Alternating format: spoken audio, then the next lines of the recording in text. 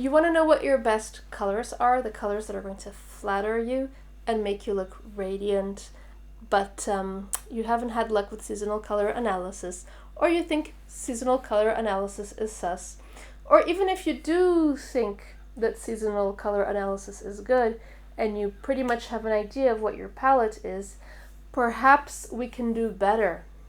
And I'm not suggesting a new system or new subseasons or things of the sort that build upon seasonal color analysis.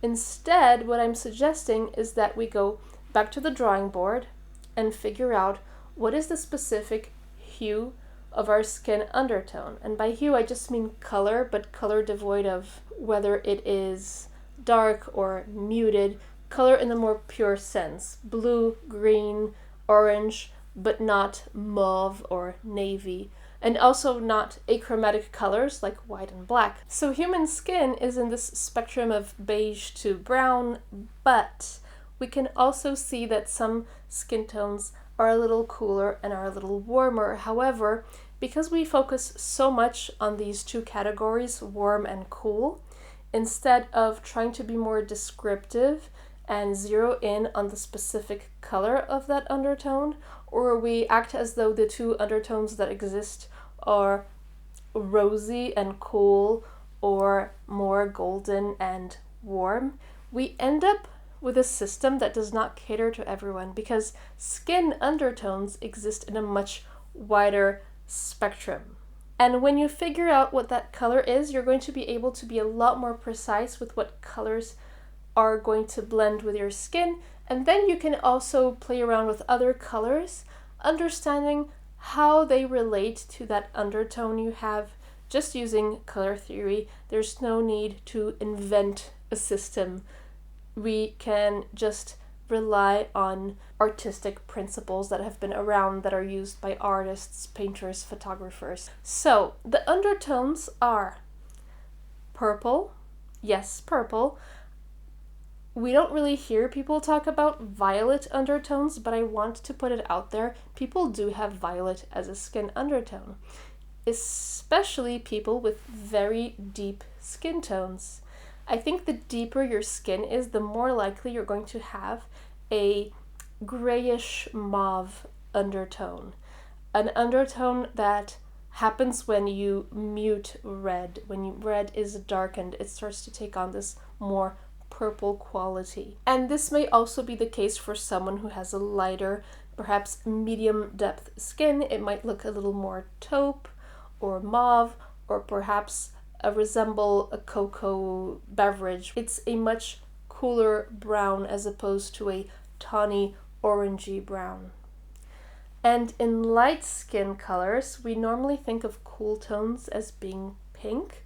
However, I do think that there are some people who might be perhaps between a pink and a violet, because if they wear yellow or orange, you really see that contrast where their skin actually looks bluish, but not pure blue. It's more of a violet, so I would rather call it a violet undertone than a blue undertone.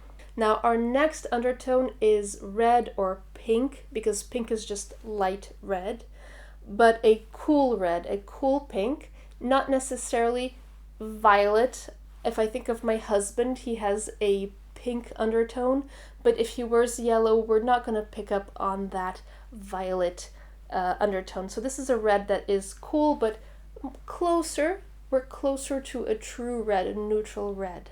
And this red or pink can also be seen on medium skin tones, and it may look even like a pinkish brown color, or we just see a little coat of red showing through.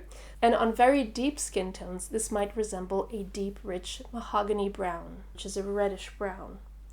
Now, normally when we think of a rosy or a red undertone, we associate that with a cool complexion. However, warm pink or warm red is absolutely an undertone, and I can't think of a better example than Emma Stone. She obviously has a very radiant, rosy complexion, but it is not a cool complexion. It is a warm complexion.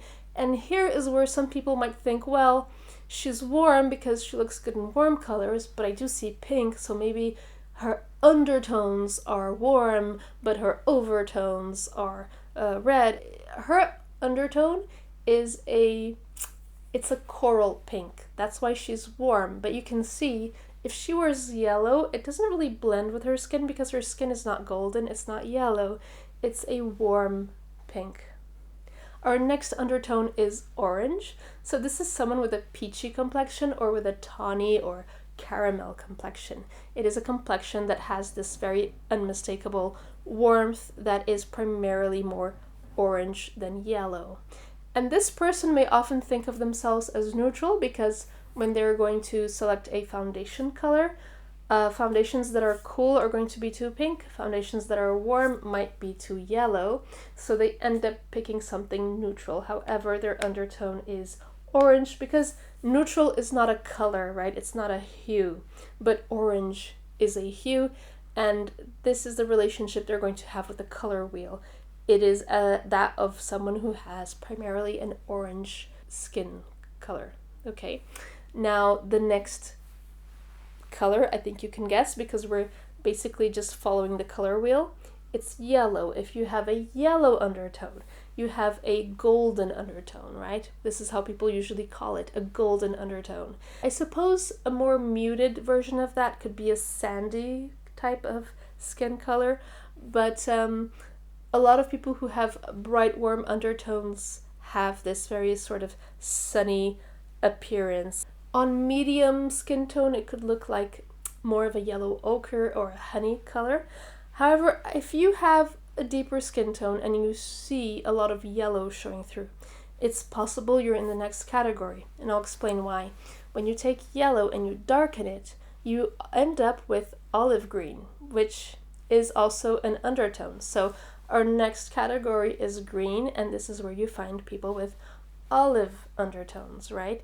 People who may have a yellowish green undertone, or in some cases there is more gray, and that kind of counteracts the yellow a bit, so these people will feel as though their skin undertone is a bit neutral or even cool.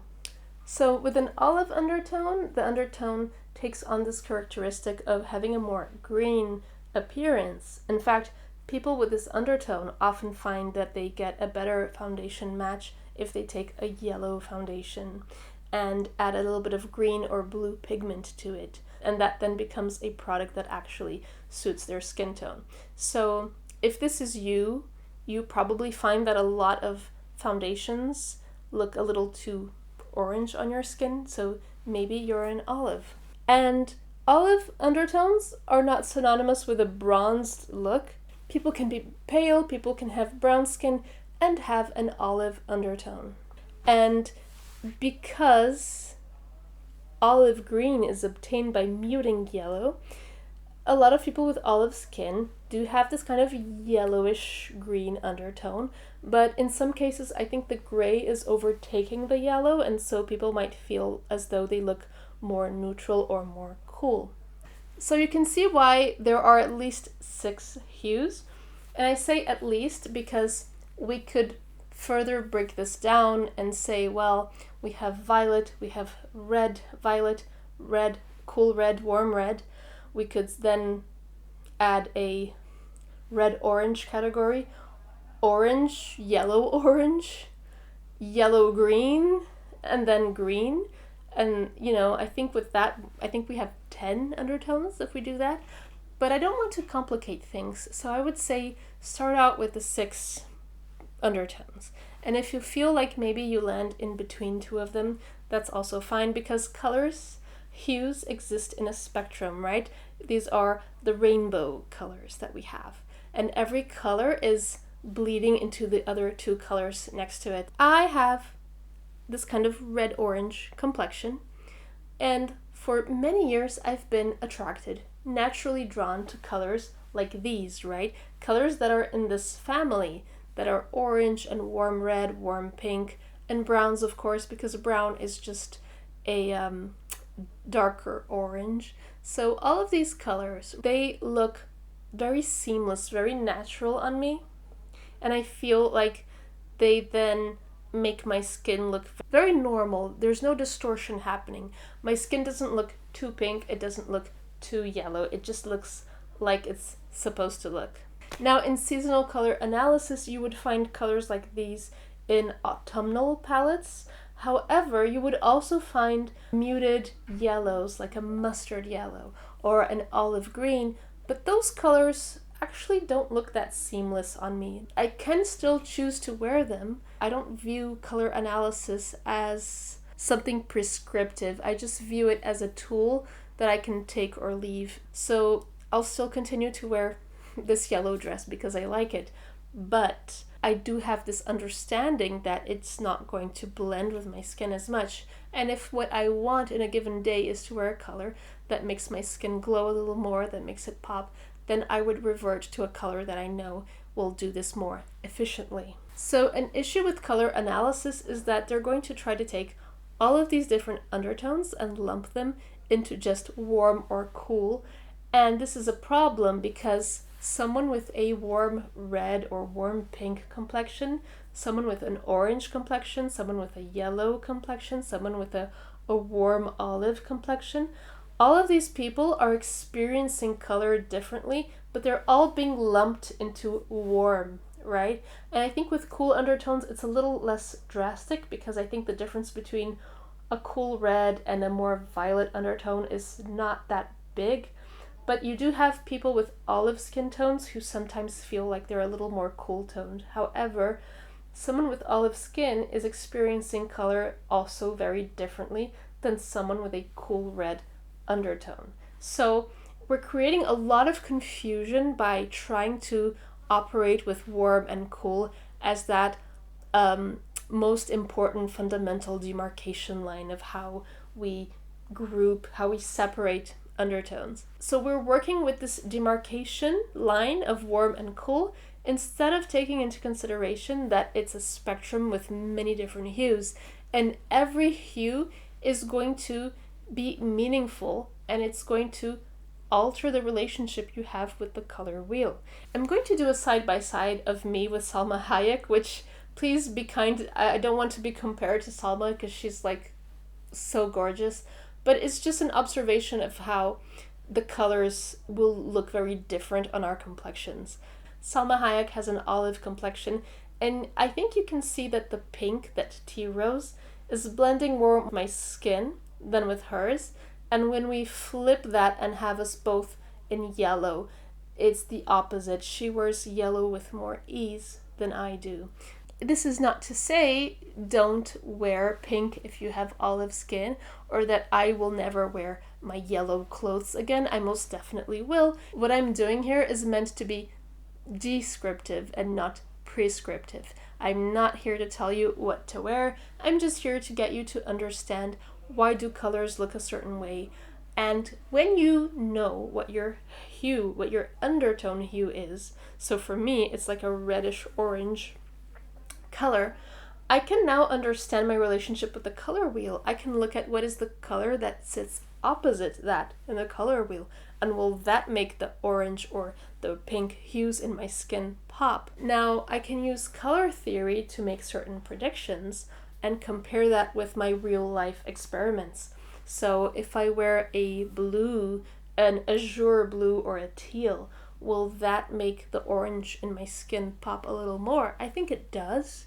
And if I then wear green, will that make my skin look more red?